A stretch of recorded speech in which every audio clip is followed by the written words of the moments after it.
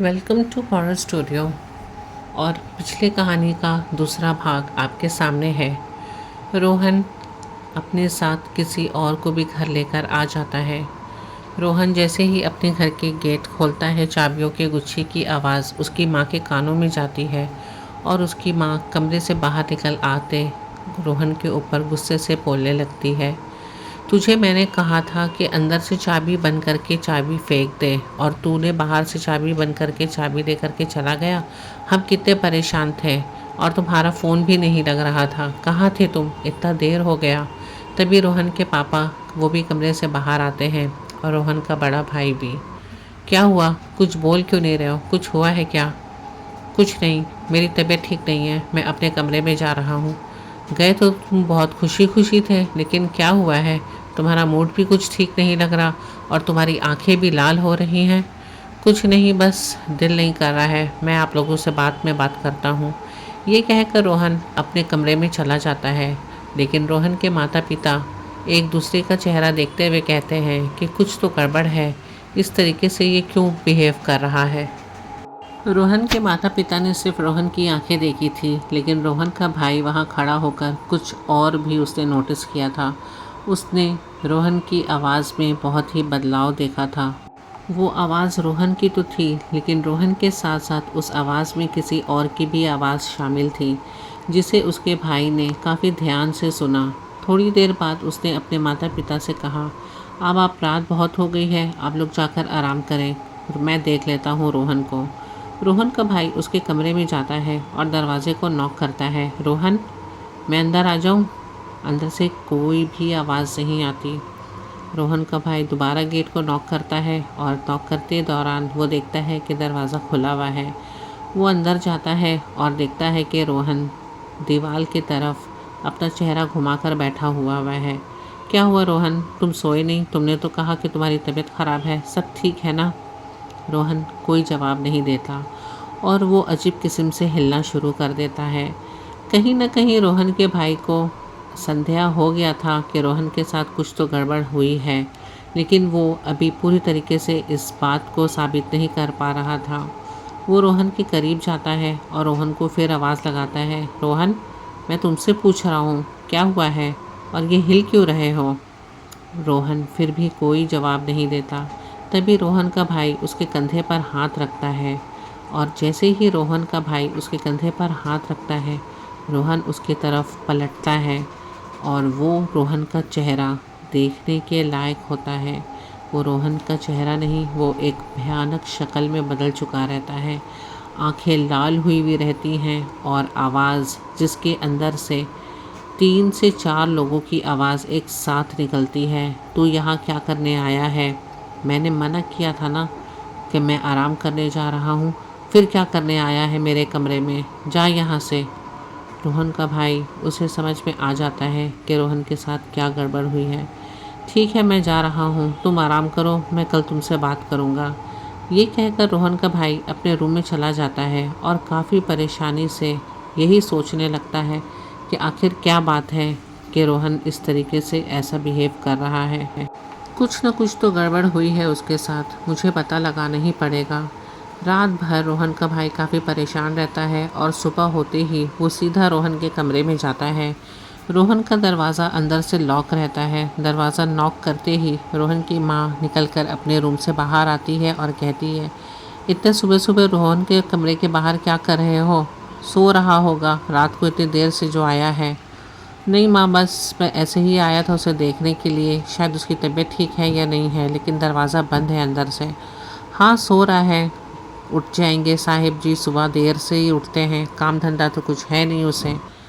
ठीक है माँ, आप परेशान मत होइए, मैं उसे देख लूँगा। सब अपने अपने कामों में व्यस्त हो जाते हैं। नाश्ता टेबल पे लग जाता है। तभी रोहन के पापा कहते हैं उसकी माँ से, क्या हुआ साहिबजादे अभी उठे नहीं? सुबह इतनी देर हो गई है, उन्हें उठाओ। पता नहीं क्या बात है, ऐसे तो रोहन रोज़ उठ जाता है जल्दी, लेकिन आज काफ़ी देर तक सो रहा है, लग रहा है उसकी तबीयत वाकई में ही ख़राब है। रोहन का भाई उस अपने माता पिता का चेहरा देखता है। तभी रोहन के पापा भी कुछ नोटिस करते हैं उसके भाई के चेहरे पर और पूछते हैं, क्या बात है, तुम परेशान दिख रहे हो, कोई बात है क्या? नहीं पापा, ऐसा कोई बात नहीं है, नहीं, मुझे लग रहा है कि कोई बात है जो तुम छुपा रहे हो। कुछ अगर ऐसी बात है तो बताओ मुझसे। नहीं नहीं पापा, कोई घबराने वाली बात नहीं है, बस थोड़ा सा ऑफिस का प्रेशर है, उसी काम को लेकर के सोच रहा हूँ। ठीक है माँ, मैं निकलता हूँ, नाश्ता हो गया मेरा। रोहन उठेगा तो मुझे कहिएगा फ़ोन करने के लिए, मुझे उससे कुछ बातें करनी है। अच्छा ठीक है बेटा। रोहन के भाई को कहीं न कहीं अंदर से ये बेचैनी खाई जा रही थी कि मैं तो जा रहा हूँ, लेकिन घर में कोई प्रॉब्लम ना हो जाए। क्योंकि बीती रात को उसने जो रोहन का चेहरा और जो आवाज़ें सुनी थी, उससे उसके भाई को यकीन हो गया था कि रोहन के ऊपर कोई न कोई साया का हमला ज़रूर हुआ है। वो बहुत परेशान होकर और हिम्मत करके अपने ऑफिस चला जाता है। काफ़ी देर हो जाने के बाद रोहन की माँ रोहन के दरवाज़े पर नॉक करती हैं और उससे कहती हैं, अरे रोहन, आज उठना नहीं है क्या? आधा दिन ख़त्म हो गया, उठ जाओ। तभी दरवाज़ा खुलता है और रोहन बाहर आता है। क्यों मुझे परेशान कर रही हो? परेशान कर रही हो? नाश्ता वाश्ता नहीं करना है क्या तुम्हें? आधा दिन गुजर गया। नहीं, मुझे नहीं खाना है। नहीं खाना है? क्यों नहीं खाना है? मुझे ये सब चीज़ नहीं खाना है, मुझे कुछ और खाना है। क्या खाना है? मुझे कुछ और खाना है। ये कहकर वो अपने कमरे में वापस चला जाता है और दरवाज़े अंदर से ज़ोर से पटक कर बंद कर देता है। रोहन की माँ उसकी यह हरकत देखकर सोचती है, ये इस तरीके से क्यों कर रहा है? इसका दिमाग ख़राब हो गया है। लग रहा है कल दोस्तों के साथ कुछ लड़ाई झगड़ा हुआ है, जिसके वजह से ये हम पर बरस रहा है। रोहन के पापा उसकी माँ से कहते हैं कि क्या हुआ, तुम्हारे साहिबजादा ने नाश्ता नहीं किया? नहीं, कह रहा है कि ये नहीं खाना है, कुछ और खाना है। कुछ और खाना है? क्या खाना है, बताया नहीं उसने? नहीं, उसने कहा मुझे ये सब नहीं खाना, मुझे कुछ और खाना है। और दरवाज़ा बंद कर लिया वापस से। चलो कोई बात नहीं, भूख लगेगी तो खुद ही बाहर आ जाएगा। रोहन के पापा भी अपने काम से बाहर चले जाते हैं और रोहन की माँ अपने घर के कामों में बिज़ी हो जाती है। शाम हो जाती है लेकिन रोहन का दरवाज़ा नहीं खुलता। रोहन की माँ ये सोचती है कि आखिर क्या बात है, इससे सुबह नाश्ता भी नहीं किया, दोपहर का खाना भी नहीं खाया और ना ही दरवाज़ा खोला। वो शाम को उसके दरवाजे पे फिर नॉक करती हैं। अरे रोहन, दरवाज़ा खोलो, क्या हो गया है? आज भूख प्यास नहीं लग रही है क्या तुम्हें? दरवाज़ा खोलो। अंदर से कोई आवाज़ नहीं आती। रोहन की माँ भी थक हार करके जाके कमरे में बैठ जाती हैं। शाम काफ़ी हो जाती है, तभी रोहन का बड़ा भाई और उसके पापा अपने काम से वापस आ जाते हैं। क्या हुआ माँ, सब ठीक था ना? हाँ हाँ, सब ठीक है। क्यों ऐसे क्यों पूछ रहे हो? नहीं नहीं, रोहन की तबीयत कैसी है? पता नहीं रोहन को क्या हुआ है बेटा, उसने सुबह से दरवाज़ा ही नहीं खोला। एक बार उसने दरवाज़ा खोला तो मैंने कहा उससे कि नाश्ता बना है, खा लो, तो मुझे कहता है कि ये सब नहीं खाऊंगा, मुझे कुछ और खाना है। कुछ और खाना है? क्या मांग रहा था वो? पता नहीं, बताया भी नहीं और बड़ी गुस्से में लग रहा था। उसका चेहरा भी कुछ मुझे सूजा सूजा लग रहा था। पता नहीं क्या हुआ है कल रात से। तुम तो उसके दोस्तों को जानते हो ना, उन्हीं से पूछना अगर वो तुम्हें मिलते हैं तो। हाँ माँ, मैं कॉल करता हूँ, देखता हूँ, मैं उनसे पूछता हूँ कि आखिर बात क्या है। लेकिन रोहन के भाई को कहीं न कहीं ये संदेह था कि रोहन के साथ कुछ तो गड़बड़ ज़रूर हुई है, लेकिन वो पूरा श्योर नहीं था। वो उन चीज़ों को अच्छी तरीके से जानना चाहता था कि आखिर रोहन के साथ हुआ क्या है और क्या माजरा है। शाम का चाय पीने के बाद रोहन की माँ पूजा की आरती की थाली लेकर रोहन के दरवाज़ा के पास जाती है और दरवाज़ा खोलने को कहती है। खोलो दरवाज़ा, मैं आरती लेकर के आई हूँ तुम्हारे लिए। अंदर से चीखने की आवाज़ आती है, चले जाओ यहाँ से, मैंने कहा ना मैं नहीं निकलूँगा बाहर। तभी रोहन की माँ काफ़ी डर जाती है क्योंकि वो आवाज़ रोहन की नहीं रहती है, वो आवाज़ किसी भारी इंसान की रहती है जो कि बहुत ही भयानक रहती है। वो दौड़कर अपने पति के पास जाती है और कहती है, रोहन के पापा, मैं अभी रोहन के कमरे से ही आ रही हूँ, उसने दरवाज़ा नहीं खोला। मैंने उससे कहा कि मैं आरती देने के लिए आई हूँ, तो उसने मुझे कहा कि मैंने मना किया था ना कि मेरे कमरे की तरफ नहीं आने, तो क्यों आई? लेकिन वो आवाज़ रोहन की नहीं थी। मुझे कुछ ठीक नहीं लग रहा, आप चलिए जल्दी। रोहन के भाई और रोहन के पापा उसके कमरे की तरफ जाते हैं और ज़ोर ज़बरदस्ती करके दरवाज़ा को धक्का मार के जब दरवाज़ा खोलते हैं तो वो देखते हैं कि रोहन अपने बेड पर सर को नीचे किया उल्टा सो रहा था और वो उन दोनों को देखकर ज़ोर ज़ोर से हंसने लगता है। क्या हुआ, तुम्हारी होश क्यों उड़ गई? मुझे देखकर पहचाना नहीं मैं कौन हूँ? रोहन के पापा उससे पूछते, ये क्या बेहुदा मजाक कर रहे हो मेरे साथ? तुम्हारा दिमाग तो ख़राब नहीं हो गया? मेरा दिमाग नहीं ख़राब हुआ है बुड्ढे, मैंने कहा तुझे यहाँ से चले जा। रोहन का भाई वो उसे गौर से देखने लगता है और कहता है, पापा आप यहाँ से चलिए। अरे लेकिन ये इस तरीके से बदतमीज़ी कर रहा है मेरे साथ, मैंने कहा ना आप कमरे से बाहर चलिए, मैं आपको सब बताता हूँ। रोहन का भाई अपने पापा को कमरे के बाहर लेके जाता है और अपने पापा से कहता है, मैं जो आप लोगों से कहने जा रहा हूँ प्लीज़ आप टेंशन मत लीजिएगा और मेरे बात को ध्यान से सुनिएगा। कल रात को भी मैं जब रोहन के कमरे में गया था तो वो अजीब किस्म से वो हिल रहा था और दीवार की तरफ चेहरा करके बैठा हुआ था। मैंने उससे पूछा कि क्या हुआ है, तुम इस तरीके से क्यों कर रहे हो? लेकिन मैंने जो देखा मैं आपको बता भी नहीं सकता हूँ कि मैंने क्या देखा। उसका चेहरा इतना भयानक तरीके से बदला हुआ था, उसकी आंखें बाहर आ रही थीं और लाल हो गई थीं और रोहन के साथ किसी 2 या 3 आदमी की आवाज़ और आ रही थी। पापा मुझे तो लगता है कि रोहन शायद किसी काला जादू या कोई हवा के चक्कर में पड़ गया है। हाँ बेटा मुझे भी ऐसे ही लग रहा है। रोहन की माँ ये बात सुनकर ज़ोर ज़ोर से रोने लगती है। माँ आप रोइए मत, हर चीज़ का हल है, हम इसे भी सॉर्ट आउट कर देंगे, आप क्यों इतना टेंशन ले रही हैं? कहीं ऐसा नहीं कि रोहन को कुछ हो जाए बेटा, मुझे सही नहीं लग रहा। नहीं माँ आपको डरने की ज़रूरत नहीं है, सामने मंदिर में पंडित जी हैं, मैं कल सुबह ही उनसे जाकर के बात करता हूँ। ठीक है लेकिन आप लोग उसके कमरे की तरफ आज नहीं जाएंगे। ठीक है बेटा। लेकिन नींद किसे आना था? तीनों रोहन के भाई और उसके माता पिता रात भर जग कर के गुजारते हैं और सुबह होने का इंतज़ार करते हैं। जैसे तैसे मुश्किलों के साथ रात काटते हुए सुबह हो जाती है।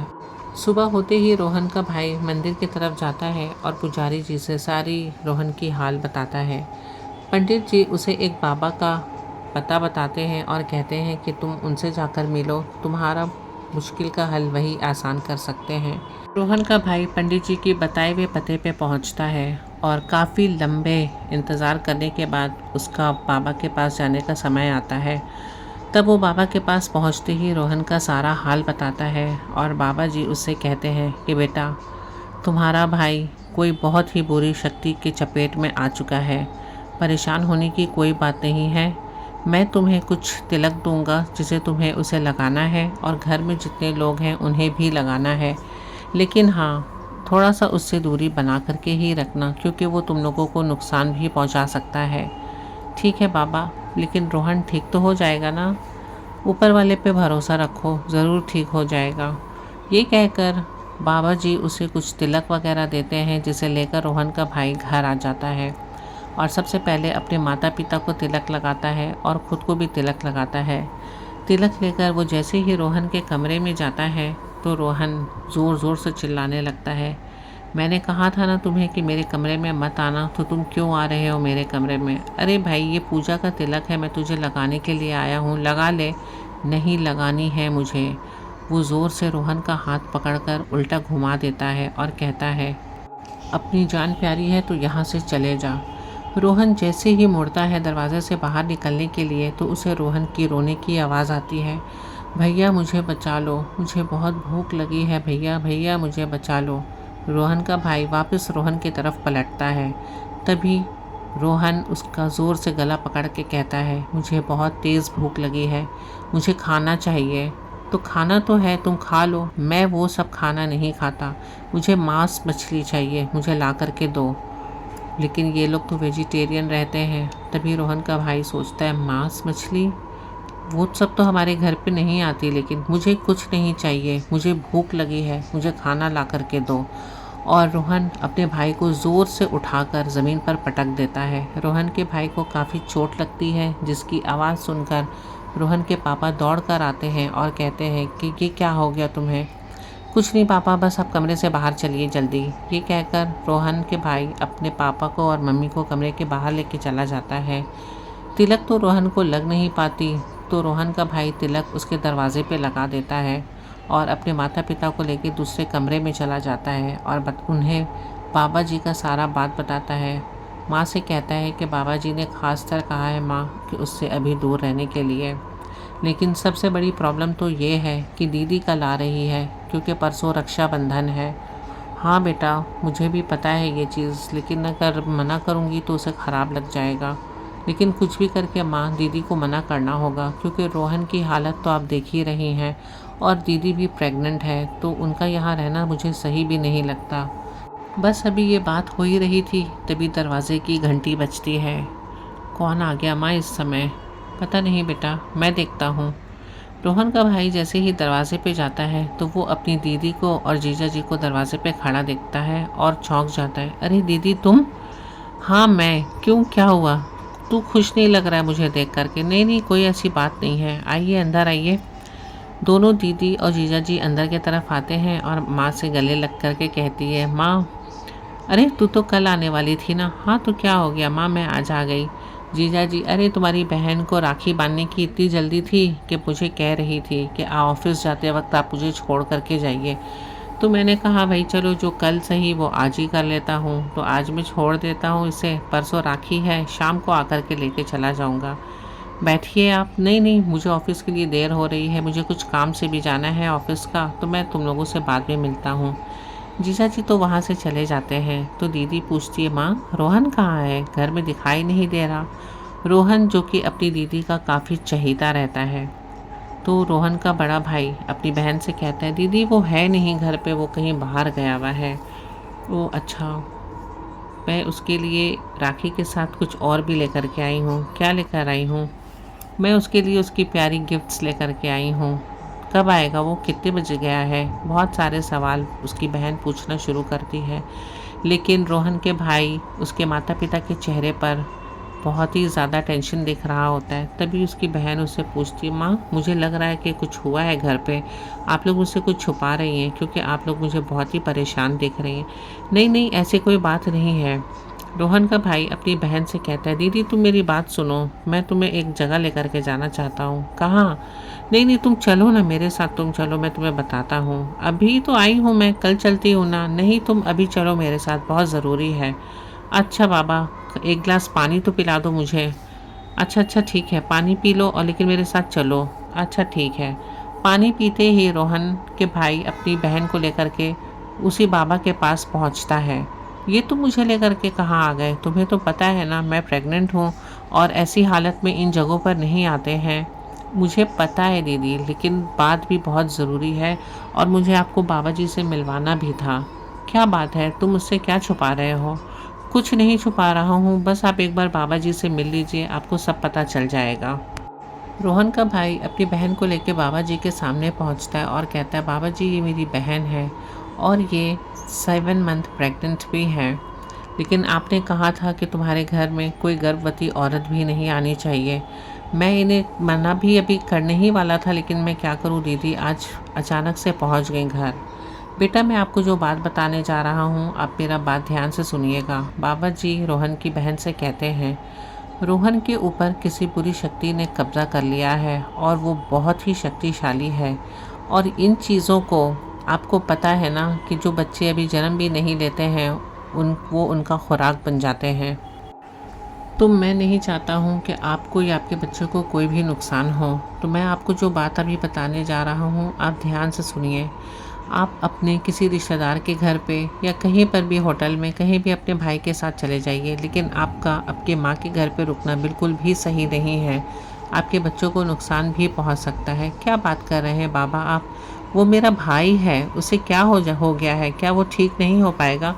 ठीक हो जाएगा बेटा, ऊपर वाली पे भरोसा रखो, कुछ वक्त लगेगा, लेकिन मैं एक माला तुम्हें दे रहा हूँ, तुम इसे गले पे पहन लेना, लेकिन तुम उसके सामने बिल्कुल भी नहीं जाओगी।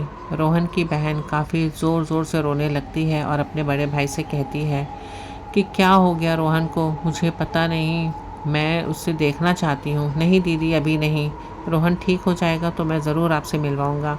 रोहन का भाई अपनी बहन से कहता है, दीदी मैं आपको घर लेके नहीं जा रहा हूँ, मैं आपको मासी के यहाँ ही भेज दे रहा हूँ, उनका घर बगल में है, आप वहीं रहिए। मैं मासी के यहाँ क्यों रहूँगी? मैं एक रूम में रहूँगी, मैं निकलूँगी नहीं घर से बाहर। नहीं नहीं, मैं आपको उस घर में नहीं रख सकता और मैं आपके बच्चे के साथ कोई भी ऐसा मुसीबत मैं उससे नहीं डाल सकता। कुछ नहीं होता मुझे, मुझे बस एक बार रोहन को देखना है।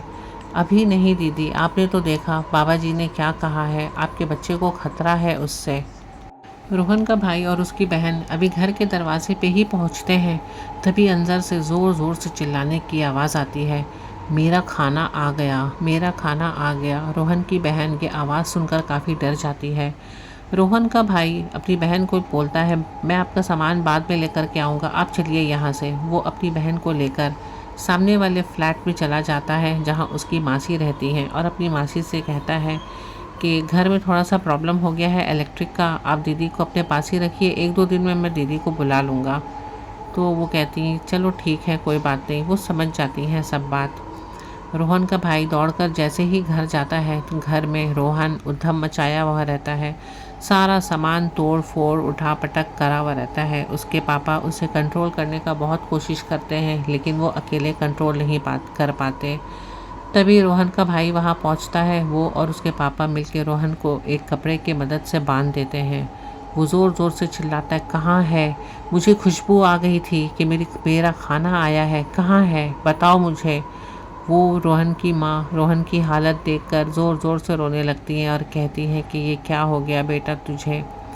रोहन की हालत काफ़ी ख़राब हो गई होती है। जब वो होश में आता है तो वो काफ़ी कमज़ोर और अजीब अजीब सी बातें करने लगता है कि माँ मैं मर जाऊँगा, मुझे बचा लो माँ, मेरे अंदर ताकत अब नहीं बचा। और ठीक कुछ ही पल में उसके अंदर इतनी ताकत आ जाती है कि वो हर चीज़ को एक हाथ से तोड़ फोड़ करके फिर फेंकने लगता।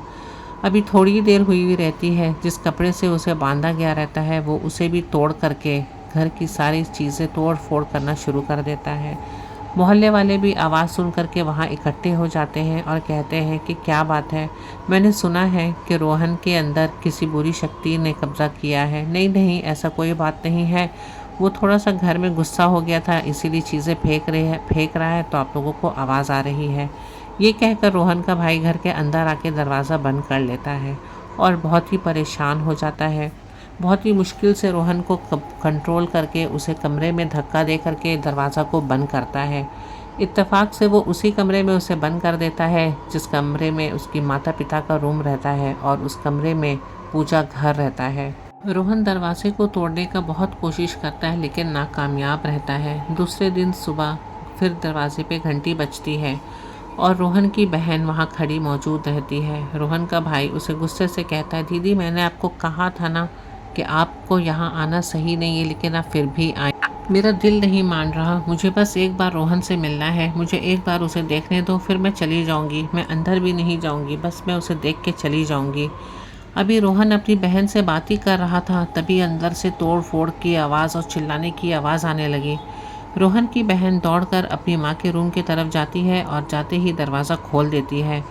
रोहन दौड़कर निकल कर आता है और अपनी बहन का गला पकड़ लेता है और कहता है, वाह आज तो मज़ा आ जाएगा मुझे ये भोजन करके। रोहन का भाई दौड़कर अपना भाई रोहन को पकड़ता है और तभी बहुत ज़ोर से चिल्ला चिल्ली की आवाज़ आती है, बचाओ बचाओ बचाओ। रोहन की माँ ज़ोर से चिल्लाने लगती हैं।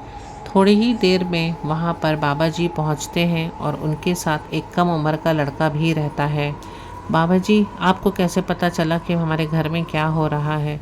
बेटा मुझे पता चल जाता है, और मैं तो ऐसे भी इस मुसीबत का हल लेकर के तुम्हारे सामने आ रहा था। रुको, रोहन को उस कमरे में पहले बंद करो। उसका भाई उसे उस कमरे में धक्का मार करके लेकर के जाता है और बंद कर देता है उसी पूजा घर वाले कमरे में। बाबा जी कहते हैं कि ये तुम्हारे भाई को ठीक करेगा, ये तो बहुत ही कम उम्र का है, ये तो 16-17 साल का है, ये क्या ठीक करेगा? बेटा कभी कभी कहते हैं ना कि कुछ ऐसी चीज़ें होती हैं जिनका हल आप अगर देखिए तो आपको लगता है कि ये चीज़ ठीक भी नहीं कर सकती, लेकिन उनका तोड़ उन्हीं के पास होता है। इसने बहुत ही ज़बरदस्त यज्ञ किया हुआ है, इसकी पहुंच बहुत ऊंची तक है, इसके पास बहुत ही ताकत है, और तुम्हारे भाई के अंदर जो कुछ भी है वो इसके ही पास है कि उसको वो ख़त्म कर सकता है। बाबा उस लड़के को उस कमरे में भेजते हैं और करीबन आधा घंटे के बाद वो लड़का उस कमरे से बाहर आता है। जब वो कमरे से बाहर आता है तो वो एक ही बात कहता है, तुम्हारे भाई ने 9 लोगों को अपने साथ लेकर के आया था, लेकिन वो अभी नहीं जाएंगे, वो जाएंगे यहाँ से 3 साल के बाद। लेकिन तुम्हें ध्यान रखना होगा कि इस घर में किसी भी किस्म की खुशी नहीं मनेगी, किसी भी किस्म की मिठाई नहीं आएगी, और किसी भी किस्म का पूजा नहीं होगा। इन सब बातों का ध्यान रखना होगा। अगर इन चीज़ों में से किसी भी चीज़ पे लापरवाही हुई तो फिर इससे भी बड़ा भयानक अंजाम सामने आएगा। ये कहकर वो लड़का बाबा जी के साथ चला जाता है।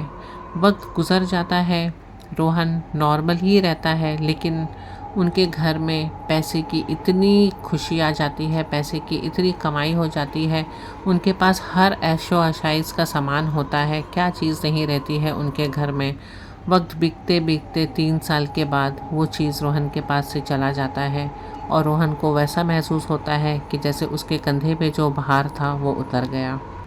वो कहते हैं ना कभी कभी कि हम जल्दी अमीर होने के लिए या जल्दी तरक्की पाने के लिए हम गलत रास्ता का इस्तेमाल कर लेते हैं, लेकिन गलत चीज़ों का इस्तेमाल करने का अंजाम हमेशा गलत होता है और कभी कभी ऐसी चीज़ें जान पर भी आ जाती हैं। इसीलिए कभी भी कामयाबी पाने के लिए गलत रास्ते का इस्तेमाल नहीं करना चाहिए।